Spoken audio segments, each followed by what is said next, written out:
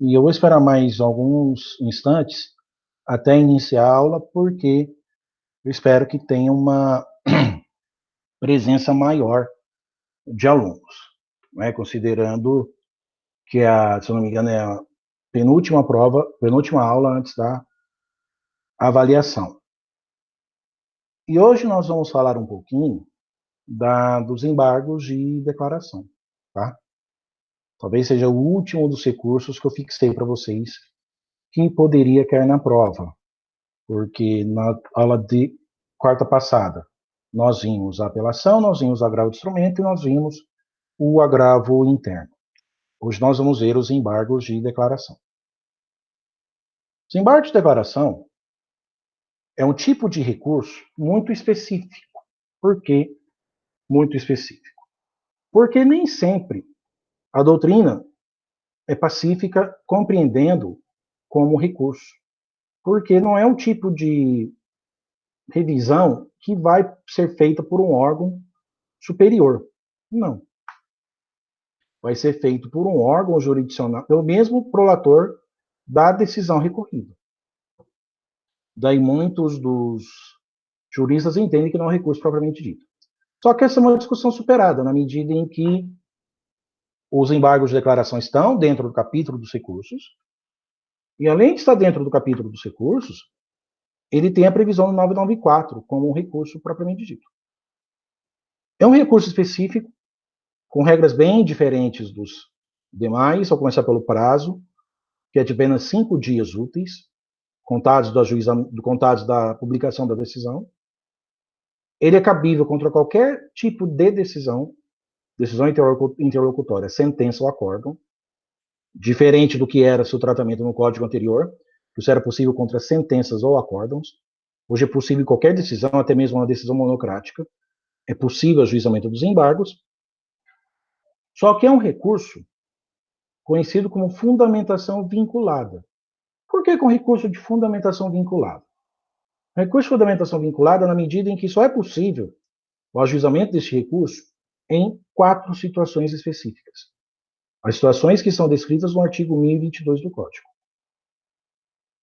obscuridade, contrariedade, omissão ou erro material. Eu só posso ajuizar os embargos declaratórios dentro de uma destas 4 hipóteses de incidência. Eu não posso ajuizar recursos além destas situações previstas. Muito bem. Eu não posso ajuizar embargos de declaração se eu não comprovar essas hipóteses de cabimento. Porque os embargos ele tem uma outra característica também de não modificar, em regra, o teor da decisão recorrida. Não é esse o objetivo dos embargos de declaração. Ele vai ou esclarecer algum ponto obscuro ou omisso, ou esclarecer algum ponto obscuro ou omisso, obscuro ou contraditório, desculpe, suprir alguma omissão ou corrigir o erro material. Em momento algum, ele terá o condão de alterar o resultado da decisão. Não é esse o objetivo. A não ser que seja embargos de declaração com efeitos infringentes, o que também nem sempre ocorre. Normalmente ocorre quando tem alguma omissão dentro da primeira decisão proferida e que, com a supressão dessa omissão, poderá alterar o resultado do processo.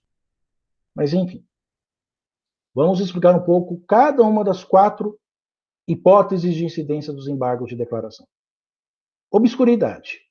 A obscuridade ocorre quando o leitor da decisão não entende o seu conteúdo. O seu conteúdo é muito truncado, é muito prolixo. O juiz não consegue ter ideias claras ao redigir a sua decisão. Eu não tenho uma certeza sobre o que ele decidiu.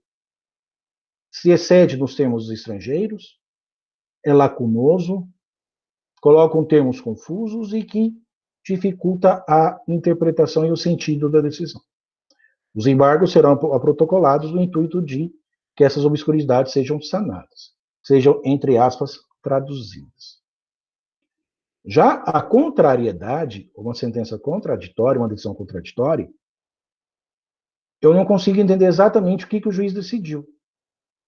Se ele, por exemplo, em uma sentença, acolhe ou rejeita o pedido do autor.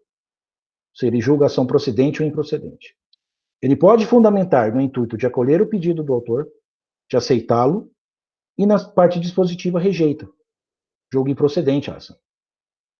Então, fica uma sentença contraditória. Eu não sei o que o juiz decidiu.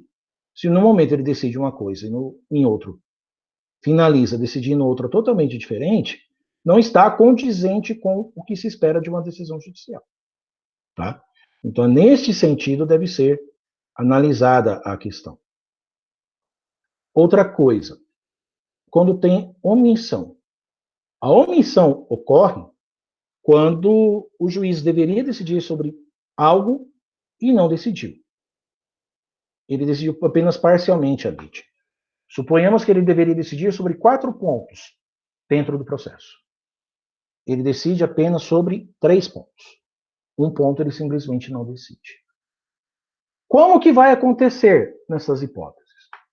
Como que o juiz vai julgar? Como que a parte vai cumprir a decisão se aquilo que ela pediu não foi julgado? Vamos lembrar que não cabe ao juiz recusar a julgar nada. É uma regra elementar do direito. Não cabe ao juiz rejeitar de julgar. Ele é proibido de negar a jurisdição. Ele pode negar o pedido, não tem problema nenhum. Agora, não julgar é uma falha gigantesca. E a omissão não pode ser caracterizada dentro do processo. A parte tem todo o direito de ter um resultado definitivo sobre aquilo que pede. Ela tem o direito de saber sobre tudo. O juiz decida sobre tudo aquilo que deveria julgar. Algo que é omisso pode ser plenamente corrigido pelo juiz. Deve ser, na verdade, plenamente corrigido pelo juiz. Tá? Então, os embargos de declaração podem vir no intuito de suprir essa omissão.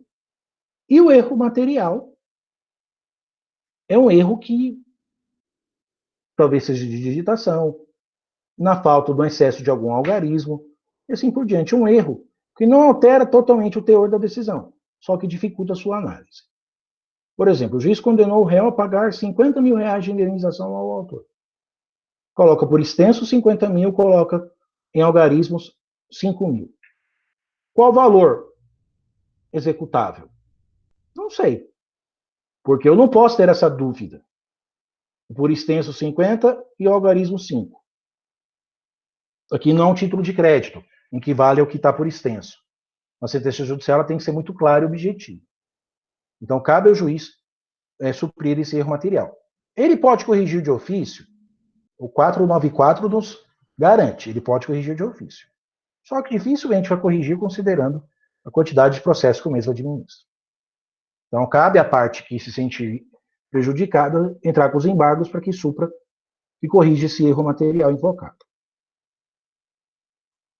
Os embargos de declaração, como eu disse, eles são propostos dentro do prazo de 5 dias e é direcionado ao próprio órgão prolator da decisão. Se for o juízo de primeiro grau que deu a sentença, o mesmo juiz vai decidir os embargos. Se for em segundo grau, o mesmo relator, que é o relator do acórdão, é o que vai relatar os embargos. Porque é o mesmo julgador que tem que esclarecer os pontos que não estão condizentes com a realidade dentro da sentença de mérito. Tá? Então, este cuidado deve ter nesse sentido. Tá? Então, não se cabe essa dúvida quanto à análise. Deixa eu só ver um negócio aqui, pessoal, que parece que tem gente que está pedindo para entrar e eu não sei. Ah, não, mas é aluna do terceiro ano. Então, esquece. Vamos lá.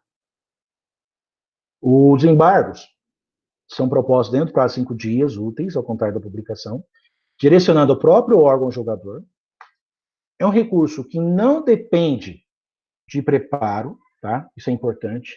Ele não depende de preparo, não tem que pagar custa nenhuma para poder entrar com os embargos, tá? E ele é recebido apenas o efeito devolutivo. No código anterior, até suspendia o teor da decisão. enquanto os embargos não eram julgados. Hoje, não tem efeito suspensivo. Tá? Efeito é meramente devolutivo. Se eu quiser pedir efeito suspensivo, eu posso pedir sem problema nenhum. Agora, se eu não pedir, só efeito devolutivo. A decisão poderá ser executada, mesmo que provisoriamente. Outro ponto que eu gostaria de colocar com vocês, esse talvez os mais importantes dentro dos embargos de declaração, é a possibilidade de interrupção da contagem de outros prazos, de prazos para outros recursos. Por que interrupção? Importante eu lembrar o que é interrupção e o que é suspensão. Falei ontem com o terceiro ano que a gente está vendo efeitos da citação, falo com vocês também com a mesma propriedade, considerando a importância. Ambos têm o efeito de paralisar a contagem do prazo. Só que a suspensão, quando o prazo volta a contar de onde parou. Já a interrupção, ela volta a contar do zero, tá? Ela tem essa diferenciação, ela volta a contar do zero. Os embargos de declaração têm essa faculdade, têm essa situação. Por exemplo, o juiz deu uma sentença. Eu tenho 15 dias para apelar. Dentro de 5 dias, eu entro com os embargos de declaração. Dentro do prazo dos embargos. O juiz talvez intime a parte para apresentar contrarrazões, se for o caso. Publica a decisão depois de um tempo. Depois de publicada a decisão dos embargos, o meu prazo de apelação é devolvido do zero. Eu tenho mais 15 dias para poder apelar da decisão. Tá? É essa a questão do efeito da interrupção. Volta a contar? Volta. Mas volta do zero. Volta da estaca zero. Tudo bem? Existe também a possibilidade do que a gente chama de embargos pré-questionadores. O Gustavo Rocha está perguntando se a interrupção facultativa é obrigatória. É obrigatória, porque decorre da própria redação da lei. Tá? A própria lei determina que o prazo volta a contar do zero. Porque, até mesmo porque a decisão ela passa a ter 2 capítulos. Da primeira decisão, que deu origem aos embargos de declaração, e a decisão dos próprios embargos. Então, vou ter que analisar a sentença sobre... A sentença não. A decisão recorrida dentro de 2 capítulos. Daí eu tenho que ter o prazo maior para poder analisar. Retomando aqui o raciocínio. Questão dos embargos pré-questionadores. Os embargos pré-questionadores, se não me engano, está lá no artigo 1025. E para que servem esses pré-questionadores? Os embargos pré-questionadores, eles têm o objetivo de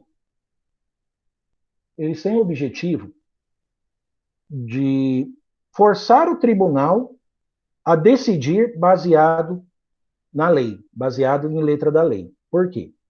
Quando eu vou ajuizar um recurso ao Tribunal Superior, eu não posso entrar com recurso para pedir a alegação de fatos ou provas. Eu já havia até falado para vocês recurso especial extraordinário.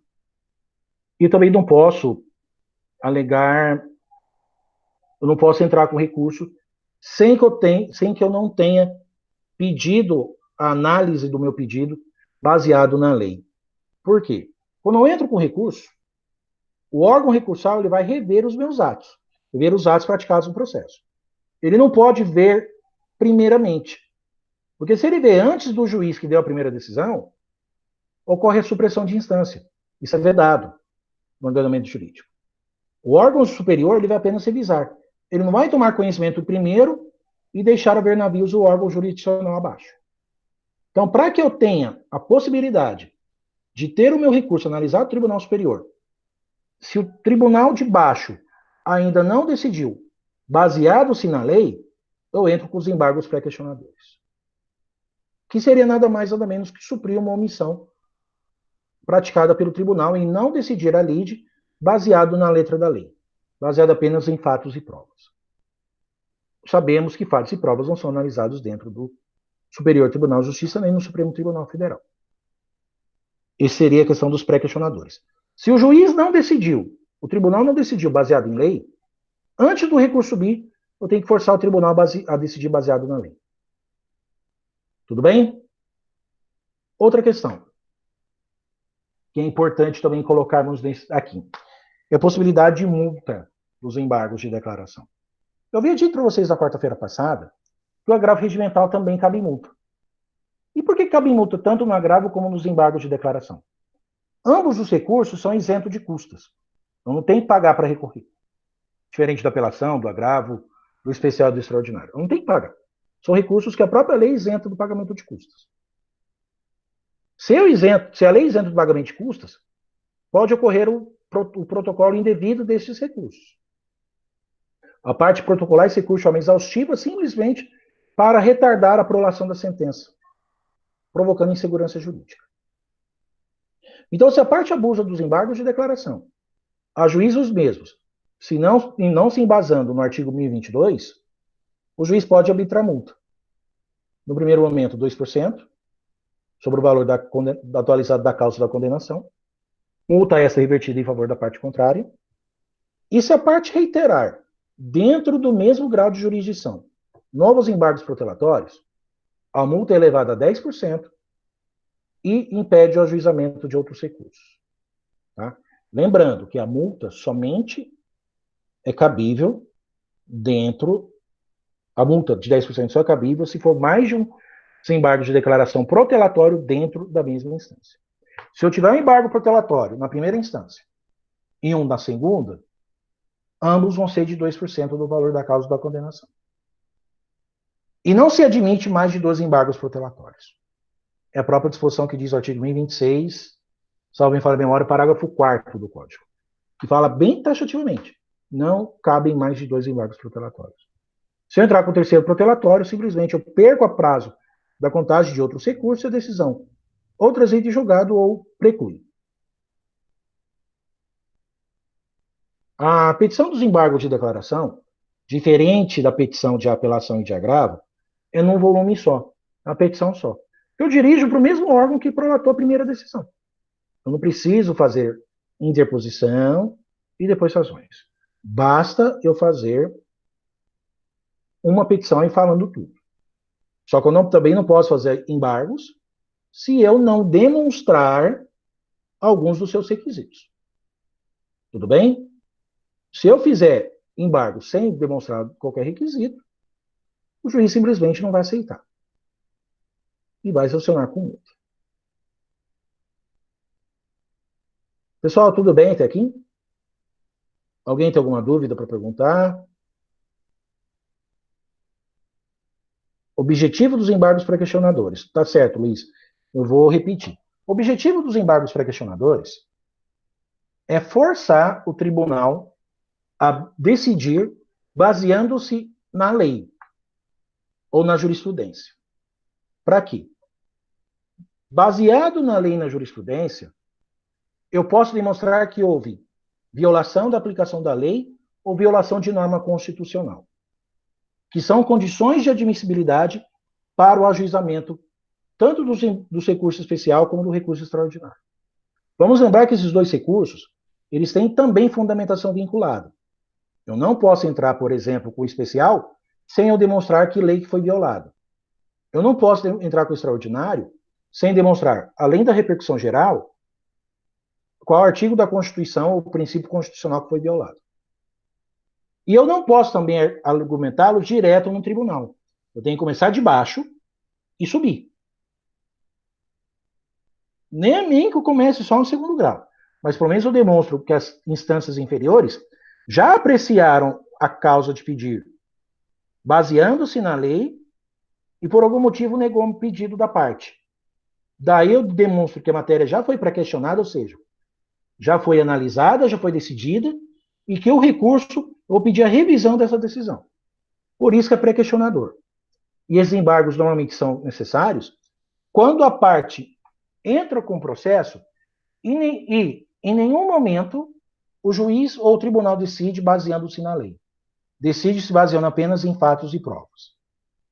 Se eu entrar com recurso especial ou extraordinário, baseando somente em fatos e provas, meu recurso sequer vai a Brasília, para por aqui mesmo. Tá? Então, o pré-questionador vai ter sentido de fazer com que o tribunal analise obrigatoriamente a letra da lei e, analisando a letra da lei, eu recorra de uma forma mais confortável para o Tribunal Superior poder analisar. Não sei se agora eu me fiz entender melhor. É cabível o juízo de retratação dos embargos de declaração? Não. Aliás, só se for decisão interlocutória. Tá? Decisão interlocutória cabe retratação. O juiz pode voltar atrás da decisão, sim. E se for uma sentença terminativa? O que seria sentença terminativa? As sentenças que extinguem o processo sem a resolução do mérito, baseado-se no artigo 485. Nestes dois casos, é possível o juízo de retratação. Apesar de que o que a gente vê normalmente é muito difícil o juiz se retratar. A possibilidade é muito, muito, muito pequena. Tudo bem, pessoal? Mais alguma dúvida que vocês tenham? Bom, eu tenho. Professor, qual é a matéria da prova? Apelação, agravo de instrumento, agravo interno, embargo de declaração. Artigos 1009 a 1026. Anotem aí. Artigos 1009. Vou até anotar no chat para vocês memorizarem mais fácil. Artigo 1009. Isso do CPC. É a matéria que vai cair na prova. Tá? Especial, extraordinário, agravo, embargos de divergência vai cair só na P2, assim como tutela provisória. Né, Gustavo? Tá estendendo as mãos para os céus, né? Acredito que alguns também, só estou vendo os retratos, não as imagens, mas acredito que seja questão de alguns também. Mas, enfim. Algumas questões ficaram pendentes. As respostas dos questionamentos que vocês efetuaram. Alguns questionamentos eu respondi em sala, outros não. Da P1, acredito que não tenha tanto problema, porque boa parte nós vimos em sala de aula. E quando começou as aulas remotas, nós estávamos a uma aula, duas da prova, se vocês se recordam. A revisão é lógica é necessária, considerando o tempo que vocês viram e toda essa questão que perturba nossas cabeças. A pandemia, tanta notícia que está acontecendo ao mesmo tempo. Isso perturba mesmo nossas cabeças e a revisão é absolutamente necessária. Não só para vocês, como para mim também. Tá? Mas vou responder para que vocês estudem para P2. E as aulas gravadas pelo Google Meet. Estou aprendendo ainda as técnicas do aplicativo, mas espero logo, logo disponibilizar as gravações para vocês poderem fazer a matéria. Tudo bem? Alguma dúvida, pessoal, mais? Vitória está ok. A Kedma, possibilidade de imposição de multa. Bom, a multa ela é cabível quando a parte protocola embargos de declaração protelatórios. O que seriam esses embargos de declaração protelatórios? Protelar, procrastinar é a mesma coisa que enrolar, ou seja, você retardar a aprovação da sentença. Você quer por algum motivo que não ocorra a coisa julgada. E os embargos de declaração que você propõe, você não consegue demonstrar obscuridade, contradição, omissão ou erro material. Você entra com o único intuito de interromper a contagem de prazo de outros recursos, que é o poder principal que tem os embargos. Interrompe o prazo e quando ele volta a correr do zero. Só que você não prova a necessidade desses embargos. O juiz ou o tribunal podem entender que você abusou do seu direito e pedir a aplicação de multa. Impor, na verdade, a aplicação de multa. Aí essa multa, o recorrente, o embargante tem que pagar para o embargado. Em qual momento? Normalmente no cumprimento de sentença. E se você abusar dos embargos protelatórios, e a multa chegar a 10%, você tem que pagar a multa antes do processo subir. Tá?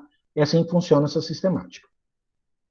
É possível, desde que o juiz entenda fundamentadamente que os embargos são protelatórios. Aí cabe a multa. Tudo bem? Mais alguém com alguma dúvida? Alguns me sinalizaram que está tudo certo. Eu estou vendo que tem apenas 14 hoje. Hoje veio menos gente. Espero que nas próximas aulas venham mais, para que a gente possa ter um melhor feedback sobre, além da qualidade das aulas, sobre as explicações. Tá, gente? Acredito que todo mundo esteja em casa, que é louco para voltar para a faculdade, mas por enquanto não é possível. Eu vou deixar, Luiz, eu só não sei como ainda, que eu faço para tornar disponível a vocês. Tem no meu e-mail, então, estão todas salvas. Mas eu estou vendo ainda a forma de fazer o download para o meu computador e passar para o YouTube. Ainda estou descobrindo essa técnica, mas logo, logo vou descobrir e passar para vocês. Tem alguns tutoriais, mas ainda tem que estudar melhor o caso. Mas acredito que até amanhã eu consiga passar tudo. Tudo bem, pessoal? Alguma dúvida a mais? Bom, como hoje é só os embargos de declaração, eu vou encerrar por hoje. Aí na aula de amanhã, eu vou falar um pouquinho dos princípios, tá? Que até os princípios facilita a compreensão por parte de vocês, tá? Efeito devolutivo, suspensivo, taxatividade, unirrecorribilidade. Isso ajudará vocês a compreender os recursos que vão cair nas provas. Tudo bem? Muito obrigado, pessoal, pela audiência, pelas perguntas efetuadas, e peço que sempre que vocês tiverem pergunta, perguntem. Ou por aqui, ou por e-mail. Tem alguns que me perguntam pela área do aluno. O professor está aqui para isso, tá? Para sanar dúvidas de vocês. Muito obrigado a todos. Boa noite. Se cuidem. Amanhã começará as provas. Não, a prova começa na quinta, Vitória, dia 7. O mesmo calendário que foi passado, dia 7.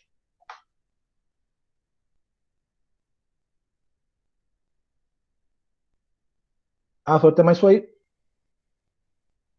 Já começa amanhã? Então, esquece. Então amanhã não tem aula, tá?